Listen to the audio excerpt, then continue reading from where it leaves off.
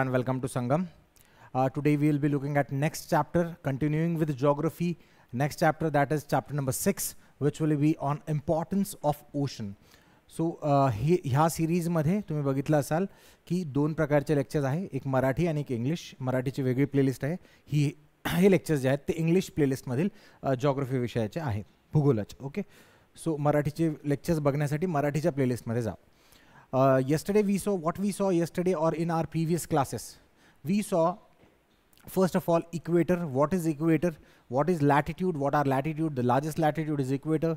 We saw meridian, prime meridian, 0-degree meridian is goes from Greenwich city. Then we saw the exactly opposite meridian, that is 180-degree meridian, which decides international time and date. It is called as international date line also, we can call it. Now after that, what we saw is what is the difference between what are the features of climate, what is climate, etc. things we saw.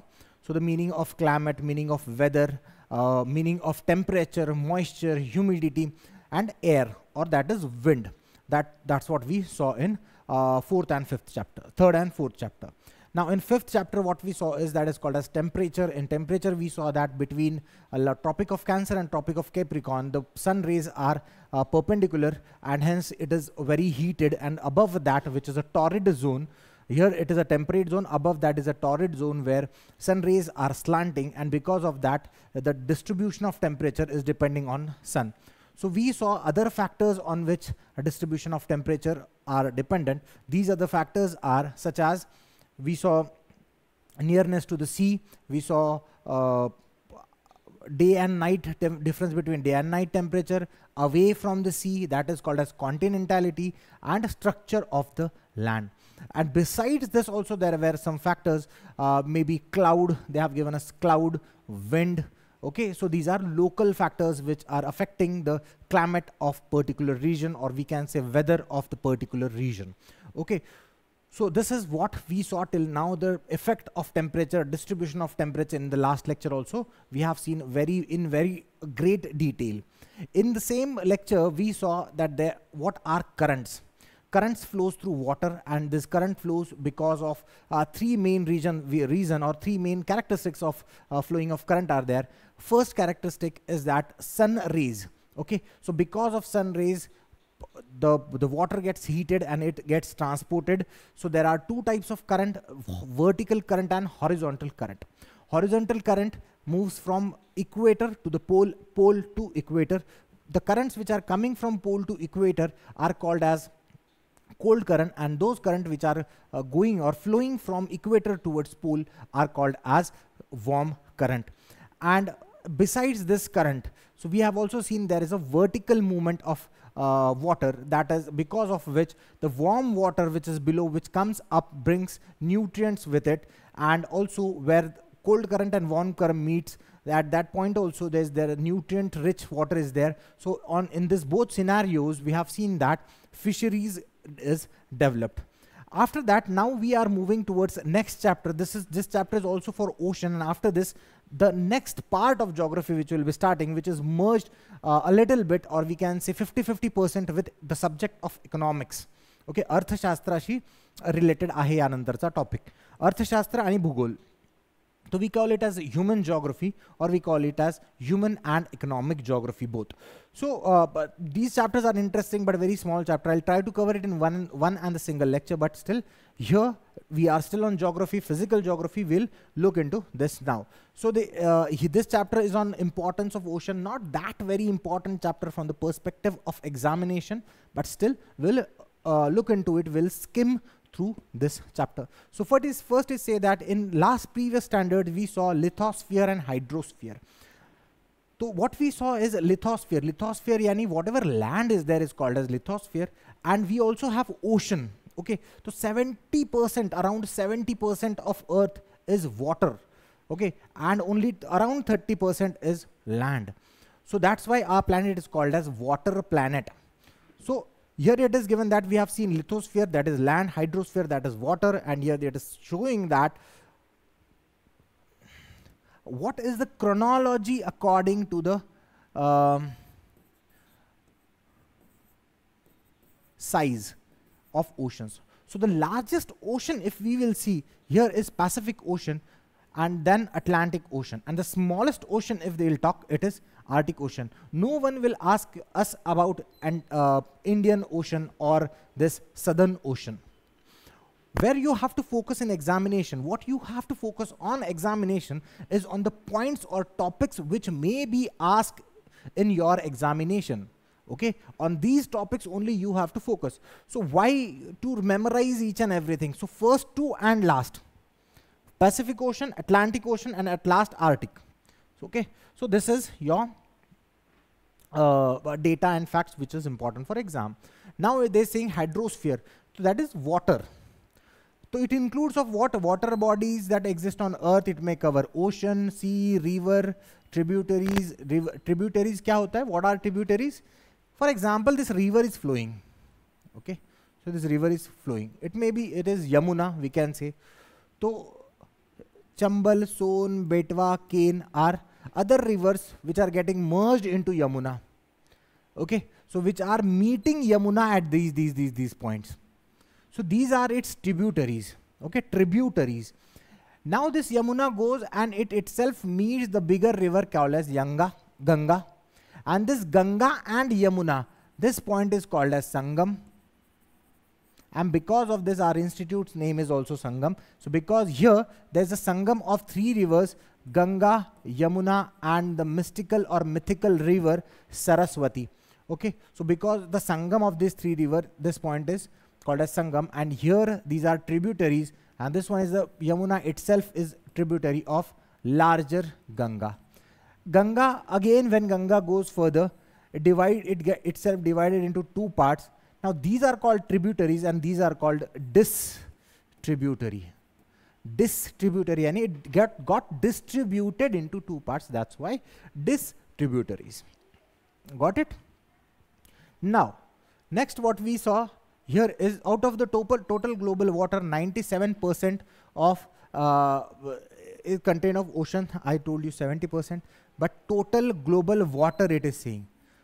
Here is earth, here is land. This is 70%, this is around 30%. And out of this water, global water can be here in lakes, tributaries, rivers, seas, etc. There can be a global water. So out of that also 97%, म्हणजे पूर्ण जितकं पाणी आहे आपल्या पृथ्वीवरती तितक्या पाण्यापैकी 97.7% पाणी 97.7% water is resides in ocean. Next we see that the living world in the hydrosphere is many times greater than the living world on ground. Okay, greater than living world on land. तर पाण्यात सगळ्यात जास्त diversity आहे. What do you mean by the meaning word diversity? Diversity word comes from difference. Okay, so this means that I am a species of human being. जर माझ्याच human being सारखी अजून एक human being आहे. Okay, so what we say, I am maybe brown, someone may be white, some other is black, some are red, some are maybe yellow. Okay, we have all type of people in India. If you will go in northeast, you will see a nose little bit smaller, eyes little bit coming together. Different kind of race. If you go to North India, nose is very sharper, long nose, fair skin tone. Okay, so that is a different kind of we can say race there. In central India, brown people you will find. In southern India, somewhat black complexions of the color, people's color you will find. Not all, but the few, Dravidian style. So this is called as mix of different type of people. So क्या है याला काय म्हणतात? Diversity, विविधता, विविध प्रकारचे आहे. Okay, so that is called as diversity. तर पाण्यात पण विविध प्रकारच्या फिश आहे. बघा हिचं तोंड असं आहे, ही अशी शार्क आहे. This is fin. Now this is other fish. मग ऑक्टोपस आहे, मग वेगवेगळ्या प्रकारच्या पिराना वगैरे मासे आहेत. तर वेगवेगळे ते म्हणतात खूप सारे डायव्हर्सिटी जितकी पृथ्वीवर नाहीये. म्हणजे झाडांचे प्रकार असतात आपल्याकडे, खडकांचे प्रकार असतात. ही सगळी डायव्हर्सिटी जरी तुम्ही प्लस केली, if you have added all these diversity, still you can not compare with the diversity of the ocean. सगळ्यात जास्त डायव्हर्सिटी ओशनमध्ये आहे असं ते सांगताय आपल्याला. ओके, बाकी ते काही इम्पॉर्टंट नाही आहे. वॉल्कॅनो ही गोष्ट आपण पुढच्या स्टँडर्ड्समध्ये शिकूया. इथे काही एवढं डिटेलमध्ये दिलेलं नाही आहे याच्याबद्दल. River flowing from a mountain or hilly areas finally meats in a ocean. मग मी तुम्हाला सांगितलं इथे ह्या चित्रामध्ये मी तुम्हाला गंगा दाखवली, गंगेची ट्रिब्युटरी दाखवली, मग गंगा डिस्ट्रिब्युटरी होते आणि बांगलादेशमध्ये एक पार्ट जातो त्याचा, आणि इथे आहे बे ऑफ बेंगॉल, बंगालची खाडी, आणि ह्या समुद्रामध्ये जाऊन ती मिळते शेवटला. त्यालाच म्हणतात, त्याचा अंत कुठे होतो तर समुद्रामध्ये होतो. रिव्हरचा अंत समुद्रामध्ये होतो. That's what it is saying. A river flowing from a mountain or a hilly areas finally meats the ocean. Sediments from the eroded lands, trees and bushes flowing with the water, dead remains etc. enters in the ocean with the river. कळतंय का तुम्हाला हे with this river water काय हे बघा. For example हा एक खडक आहे, ठीक आहे. आता तुम्ही मातीवरती पाणी टाका, तुम्ही बघाल काही वाफ निघते, म्हणजे ती थंड होते. काही माती जी आहे ती माती थोडीशी खाली जाते, ओलं झाल्यामुळे ती दबून जाते. त्यातले काही मिनरल्स, काही केमिकल्स असतात जे पाण्यामध्ये डिझॉल्व्ह होऊ शकतात, ते डिझॉल्व्ह होऊन जातात आणि ते वाहून जातात पाण्यासोबत. तर ते मिनरल्स मे बी ते त्याच्यात काही डेड ॲनिमल्स, डेड प्लांट्स वगैरे काही जे काही मिनरल्स असतील ते पाण्यासोबत वाहून जातात. मग वेदर्ड झालं आणि ते पाणी जे ते सॉल्टी झालं, ठीक आहे, मिठाचं होऊन जाईल ते पाणी. तर त्याला म्हणतात बिकॉज ऑफ दिस रिझन. सगळे पाणीचे नदी सगळ्या प्रकारचं पाणी घेऊन जाते समुद्रामध्ये, आणि ह्या कारणामुळे पण हे एक अजून हे एक कारण आहे ज्यामुळे समुद्रातलं पाणी खारं आहे असं ते सांगताय. In both of the above processes the dead remains, मेलेले remains decompose. The dead remain काय होतात, डिकम्पोज होतात, releasing various minerals and salts in the ocean water. Volcanic eruption also volcanic eruption occurs on land. Similarly, this volcanic eruption takes place in ocean. ज्यावेळेस मी तुम्हाला हा part ज्यावेळेस शिकवेल, हा main हा पार्ट, ओशन मधले जे व्हॉल्कॅनोज असतात, खूप व्हेरी इंटरेस्टिंग, व्हेरी इंटरेस्टिंग, म्हणजे जॉग्रफी ॲक्च्युअल कळेल तुम्हाला. Very interesting subject actually. So during volcanic eruption, different minerals, ashes, salts, gases added to the water, and because of this also it gets salty. म्हणून ते खारे होते. Increases the level of salt in the mineral in ocean water due to continuous evaporation of ocean water. म्हणजे evaporate काय होतंय बघा.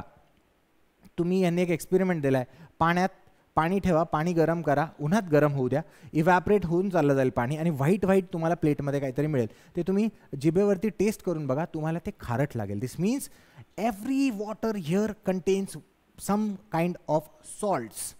काही ना काही सॉल्ट्स असतात. हेच ते सांगतात, due to continuous evaporation of ocean water, the proportion of salt increases. All these things makes ocean water salty. Salinity of ocean water is different at different places.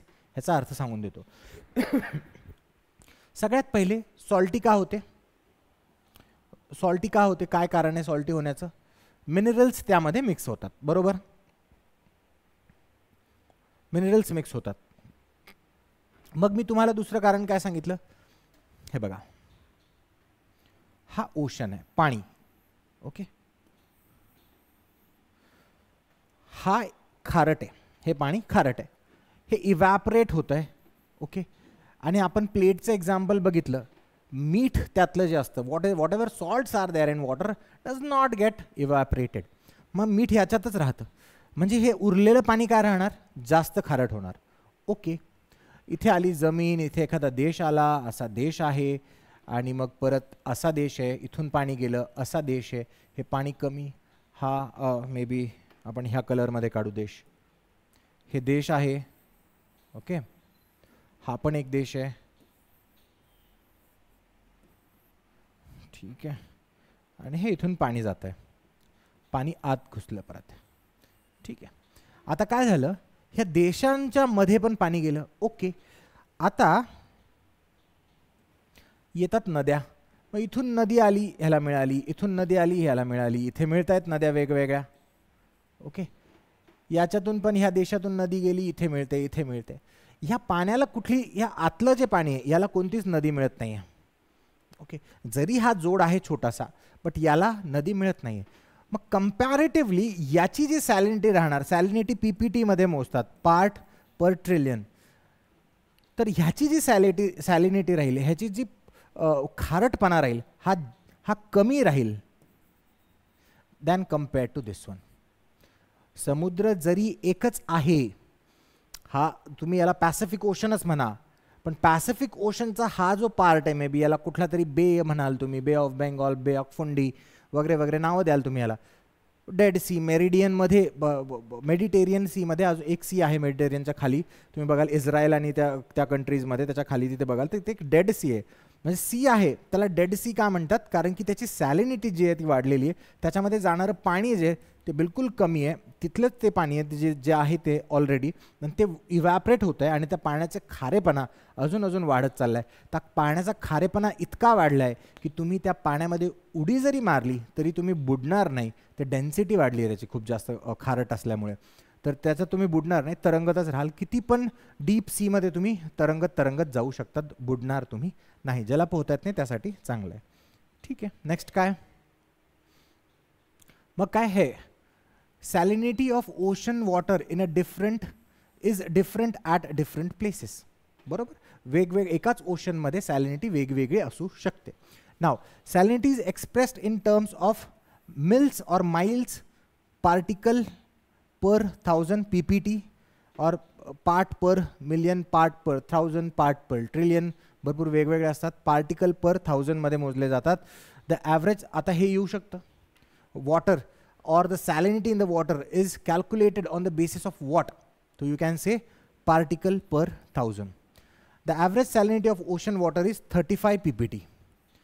The Dead Sea जो सांगितलं तुम्हाला मी Israel मधला, is known with the maximum salinity. Its salinity is how much? 332 ppt. किती जास्त आहे. Okay, so we obtain salt from salty water. The salt as substance is obtained by constructing salt pan etcetera etcetera. कशी salt कसं मिळतं आपल्याला ते सांगतं आणि कसं बनतं ते तर आपण बघितलं. ओके ना, इथे काही रेंज ऑफ टेम्परेचर दिलं आहे 18 ते 8, हे 10 येईल असं वगैरे वगैरे.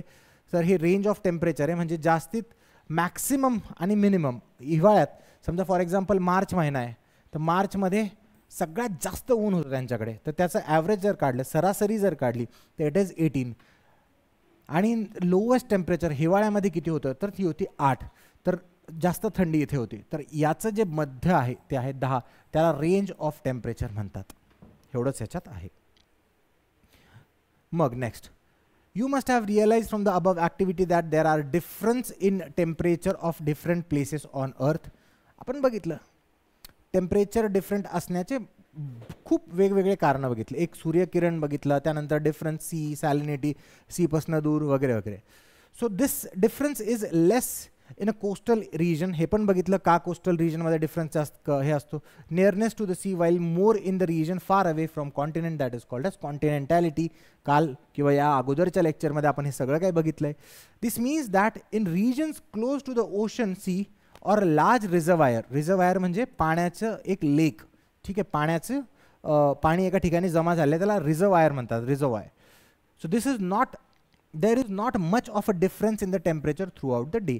का नसतं तुम्हाला सांगितलं मी, बिकॉज द रिझन इज की water cools down slowly and water gets heated also slowly. Next, the main reason for this is mixing of vapor released from evaporation in the water and these water bodies into the air. हे वाचलं आपण last. Equatorial region receives near perpendicular sun rays, हे पण बघितलं. as a result they get more heat than polar region which receives slanting rays. Different heating creates imbalance in the temperature of the air in different part. This leads to formation of a belts of high and low pressure. मी हेही सांगितलं तुम्हाला की जो हा part आहे जिथे जास्त सूर्यकिरण पडतात ती तो पार्टमध्ये काय राहील, लो प्रेशर राहील. म्हणजे काय राहील, हाय टेम्परेचर राहील.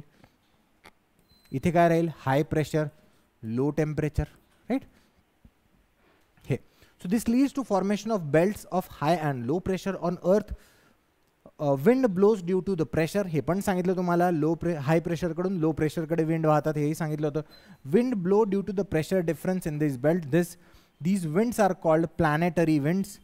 प्लॅनेटवरती प्लॅनेटरी विंड्स ह्या वर्षभर अशाच वाहत असतात. ह्या विंड्सला प्लॅनेटरी विंड्स म्हणतात. दिस winds move from oceanic water in a form of currents. These currents are warm current or cold current. हे कालच बघितलं आपण. दोन प्रकारचे करंट असतात. पोल कडून येणारे कोल्ड करंट, इक्वेटर कडून जाणारे warm current. Okay, next. Warm current move towards cold region and cold current move towards warm region. Ocean current move from equator region to a polar region and polar region to equatorial region. This leads to a redistribution of heat. Distribute झालंय आता, already heat distribute झाली सनमुळे, सूर्याने distribute केली heat, पण काय होते करंट्समुळे redistribute होती, परत एकदा डिस्ट्रीब्यूट होते, म्हणजे खालचं गरम पाणी पोल्सवरती जाते, पोल्सवरचं थंड पाणी इक्वेटरवरती येते. आता बघूया नेक्स्ट काय आहे. The ocean have vast expanse, therefore the amount of vapour gets created. म्हणजे याचा अर्थ काय, खूप सारं ओशन आहे है ना. ओशन किती पर्सेंट आहे, 70% आहे. तर एवढं ओशन आहे, तर ओशनच्या वरती ओशन गरम झाला तर ओशनच्या वरची हवा कशी राहील, गरम राहील.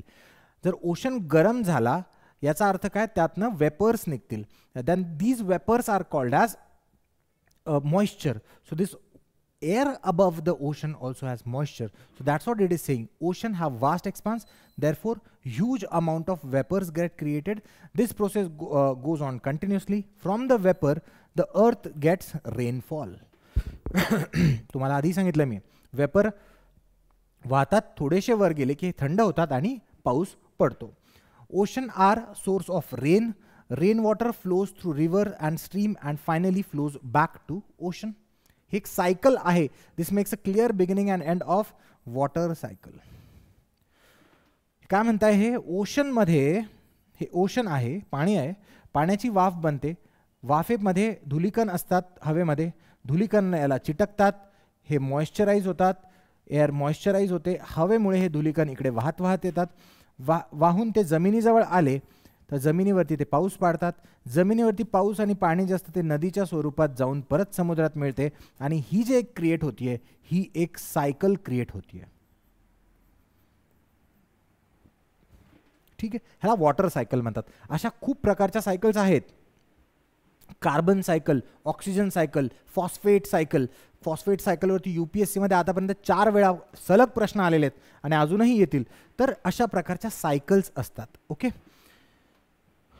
As a region closest to the sea and हे आपण बघितलं, जसं जसं सी जवळ जाल तसं क्लायमेट इक्विटेबल होत जातं.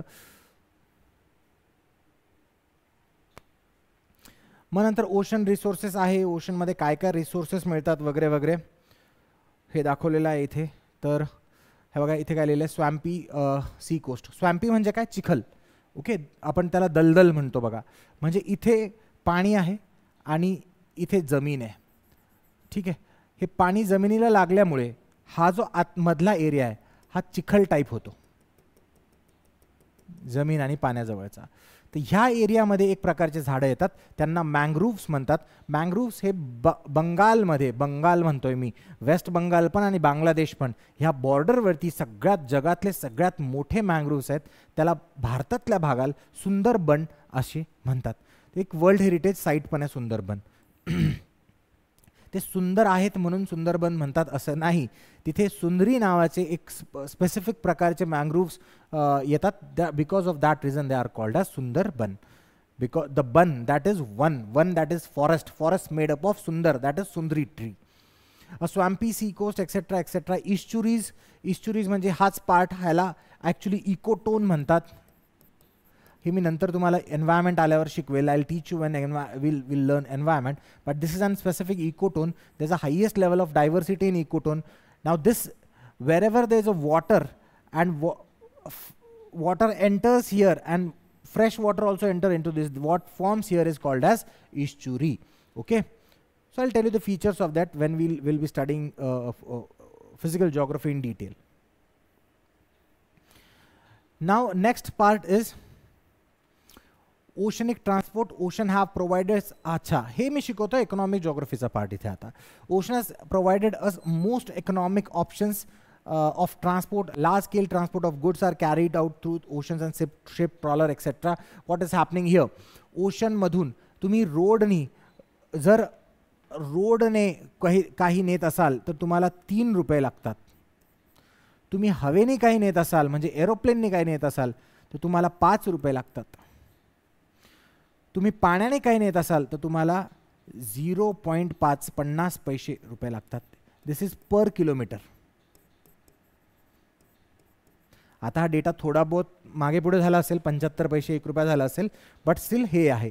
तर पाण्याने जी वाहतूक होते, पाण्याने जे आपण इकडून तिकडे सामान नेतो, इंडियामधून जर तुम्हाला कुठेतरी चायनाला न्यायचं तर मे बी तुम्हाला लँड बाउंड्री आहे, तुम्ही लँडवरतून नेऊ शकतात, पण तिथून महाग पडतं. म्हणून मुंबई कोस्टवरतून तुम्ही असं फिरून जा आणि असं फिरून तुम्ही चायनामध्ये जा, तुम्हाला स्वस्त पडतं.